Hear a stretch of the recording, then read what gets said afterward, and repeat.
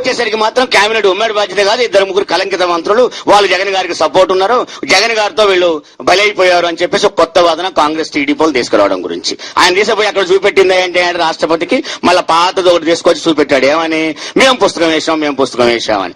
ఆ పుస్తకం గురించి మహేశ్వర రెడ్డి గారు చెప్పారు. ఇన్ని వేల కోట్లు, లక్షల కోట్లు తినడం, నువ్వు రాయ్ అని బలవంతంగా రాయించని చెప్పి ఆ రోజు మహేశ్వర రెడ్డి గారు చెప్పిన విషయం కూడా మనం చూసాం. ఆ రోజు ఆయన అందులో ఉన్నాడు అప్పుడు టీడీపీలో కూడా. అలా నువ్వు రాసుకున్న పుస్తకాలు, నువ్వేసుకున్న పుస్తకాలు నువ్వు తీసుకుపోయి రాష్ట్రపతికి చూపెట్టావు. నేను అడుగుతున్నాను, నీ మీద సిపిఎం పార్టీ వేసిన ఈ పుస్తకాన్ని ఎందుకు రాష్ట్రపతికి ఇవ్వలేదని అడుగుతున్నాను నేను. ఇది నీ మీద వేసిన పుస్తకము. బాబు జమానా అవినీతి ఖజానా అని నీ మీద వేసిన పుస్తకం సిపిఎం పార్టీ.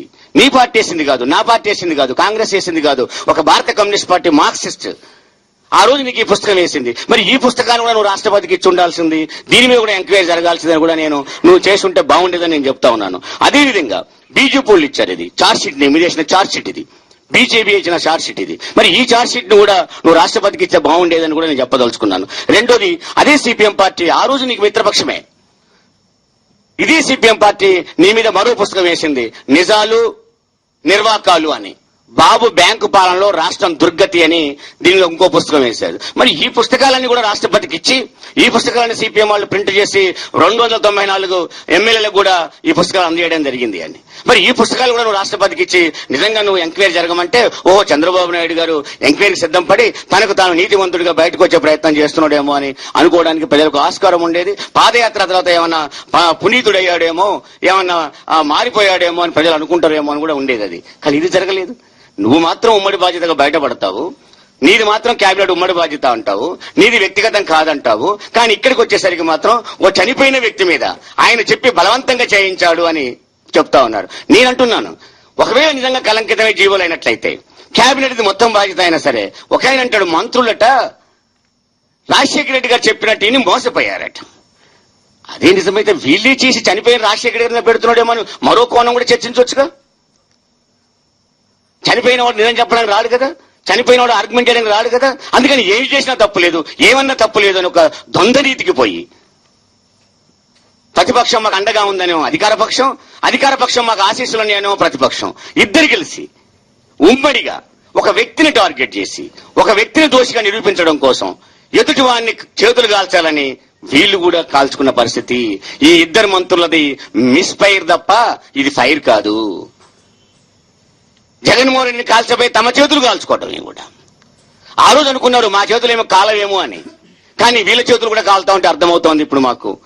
మేము బలి అవుతున్నది, బలి చేసింది అధిష్టానము, బలి చేసి చంద్రబాబు నాయుడు మాటలని అధిష్టానం బలి చేసింది. ఆ రోజే కనుక హైకోర్టులో ఆర్గ్యుమెంట్ వచ్చినప్పుడు, అడ్వకేట్ జనరల్ అడిగినప్పుడు ఇది ఉమ్మడి బాధ్యత, ఇది ప్రభుత్వ విధానంలో భాగమని సుప్రీంకోర్టులో చెప్పిన మాటలే హైకోర్టులో చెప్పుంటే ఈ కేసే ఉండేది కాదు కదా అని అడుగుతా ఉన్నాను. జగన్మోహన్ రెడ్డి గారికి సంబంధం లేకపోయినా జగన్మోహన్ రెడ్డి గారిని దోషం చేయడం కోసం, అసలు జీవోలు ప్రభుత్వ విధానంలో భాగమని చెప్పుకుంటూ మళ్ళీ జీవోలు తప్పని బయట చూపెట్టడం కోసం ఒక డ్రామా ఆడుతూ ప్రజల్ని మోసం చేస్తూ ఈ విధంగా ఇద్దరు ముగ్గురు మంత్రుల్ని బలి చేసే ప్రయత్నం చేయడము. ఒక మంత్రి గారు అంటాడు ఇవాళ పాపం బలయ్యారు అని. ఒక బీసీ మంత్రి మోపిదేవి బలైనప్పుడు మాత్రం ఈ మంత్రి గారికి జ్ఞాపకం రాలేదు. ఇది ఒక బీసీ మంత్రి సారాయ్ గారు ఈ రోజు జ్ఞాపకం వచ్చింది. ఒక మోపిదేవి బలైనప్పుడు మా బీసీ మంత్రిని ఎలా బలి చేస్తున్నాం అని చెప్పి అదే ప్రభుత్వమే తిరగబడొచ్చు కదా, ఇది ఎలా కరెక్ట్ అడగొచ్చు కదా. కానీ ఈ రోజు మాత్రం ఆయన జ్ఞాపకం వచ్చింది మంత్రులు బలైపోయారు అని. నేను అంటున్నాను ఇప్పటికి కూడా, నిజంగానే గనుక ఇది కలంకితం అనుకున్నట్లయితే మీ కేబినెట్ రాజీనామా చేసుకోండి, లేదా మిమ్మల్ని సస్పెండ్ చేయమని ప్రతిపక్షాన్ని కోరమనండి. ఎందుకంటే మీరిద్దరు కలిసే మాట్లాడుకుంటారు కాబట్టి అని. రెండో విషయం, చంద్రబాబు నాయుడు గారు కొడుకు, ఆయనకు అప్పుడప్పుడు రాజకీయాలు జ్ఞాపకం వస్తాయి, ఆదివారం జ్ఞాపకం వస్తాయి, వీకెండ్స్ అన్నమాట. వారం ఎండింగ్ లో ఆయనకు రాజకీయాలు జ్ఞాపకం వస్తాయి. శుక్రవారం సోమవారం నుంచి శనివారం దాకా మర్చిపోయి ఆదివారం జ్ఞాపకం అవుతుంది, వీకెండ్ లో జ్ఞాపకం అవుతుంది. అది సాయంత్రం జ్ఞాపకం అవుతుందో పొద్దున జ్ఞాపకం అవుతుందో చూడాలి ఇంకా దాని విషయంలో.